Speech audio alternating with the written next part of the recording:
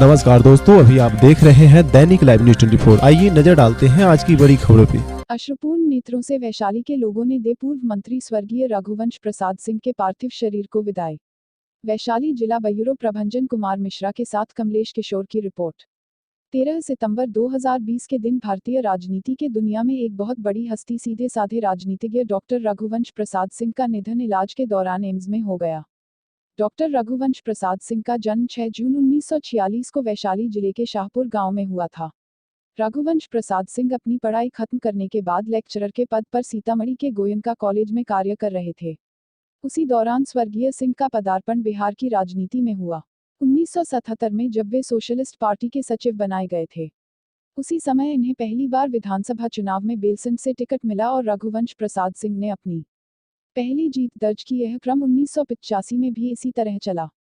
इसी बीच 1988 में कर्पूरी ठाकुर जी के अचानक निधन होना और उसी समय लालू प्रसाद यादव का कर्पूरी ठाकुर के खाली जूतों पर अपना दावा जताना। इसी क्रम में रघुवंश प्रसाद सिंह लालू प्रसाद यादव के करीब आए और उनके बीच नजदीकी बढ़ना शुरू हो गया।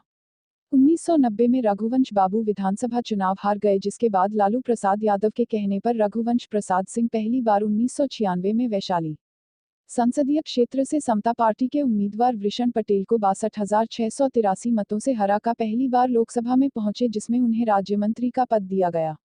इसके बाद 1999 में लालू प्रसाद के चुनाव हार जाने के बाद रघुवंश प्रसाद सिंह को राजद के संसदीय दल का अध्यक्ष बनाया गया, जो 2004 तक चला। 2004 के लोकसभा चुनाव में चुनाव जीतने के बाद रघुवंश प्रसाद सिंह को मनमोहन सिंह के सरकार में ग्रामीण विकास मंत्री का पद मिला, जिसको इनके द्वारा बखूबी निभाया गया। इनके सलाह पर मनरेगा की शुरुआत की गई। 2009 के लोकसभा चुनाव में इनके द्वारा वैशाली संसदीय क्षेत्र से लगातार 5वीं बार जीत दर्ज किया गया। इसके बाद 2014 के लोकसभा चुनाव में यह रामकिशोर सिंह से एवं 2019 में बीना देवी के हाथों इन्हें करारी शिकस्त मिली। इस दौरान रघुवंश सिंह राजद के राष्ट्रीय उपाध्यक्ष भी बने।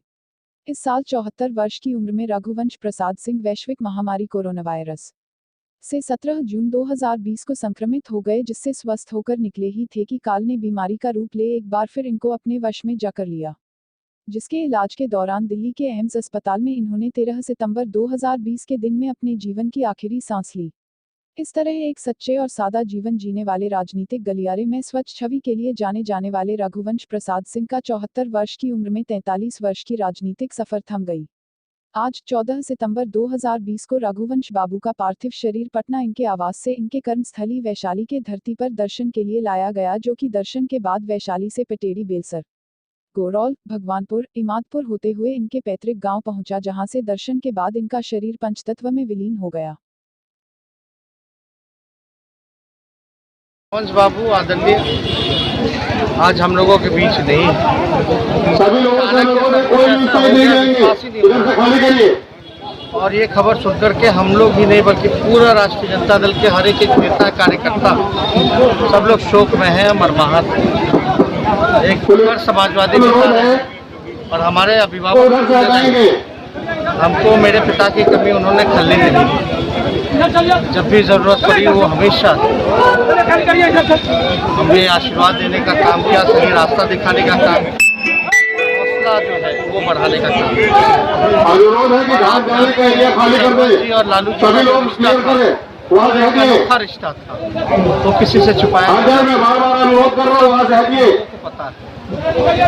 आज जब हमारे बीच में नहीं तो हम लोग भगवान से ईश्वर से प्रार्थना करेंगे कि उनकी आत्मा को शांति मिले और परिवार के परिजनों के लिए हम संवेदनाएं प्रकट करते हैं। और आप सब लोगों को पता है कि रघुवंश बाबू का क्या योगदान था। गरीबों के लिए, किसानों के लिए, मजदूरों के लिए, नौजवानों के लिए हमेशा से संघर्ष किया, उनकी आवाज़ को बुलंद किया।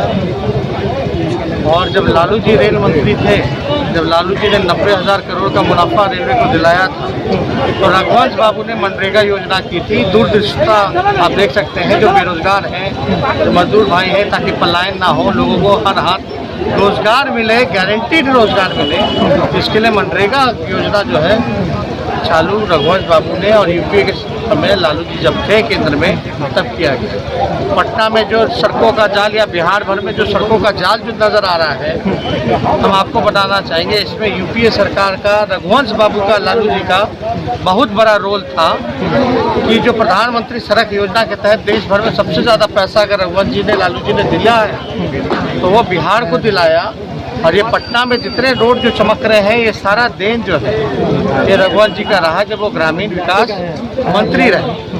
और हम तो ये भी कहना चाहेंगे कि 1,44,000 करोड़ का भी पैकेज लालू जी और रघुवंश जी जब केंद्र में थे यूपीए के तो उन्होंने बिहार को दिलाने का काम किया। अच्छा, पिछले 24 घंटे में कुछ राजनीति हुई, उसको लेकर तकलीफ, दुख, नाराजगी? जो लोग हताश लोग हैं, जो लोग निराश लोग हैं, उनको राजनीति जो है सूझ रही है।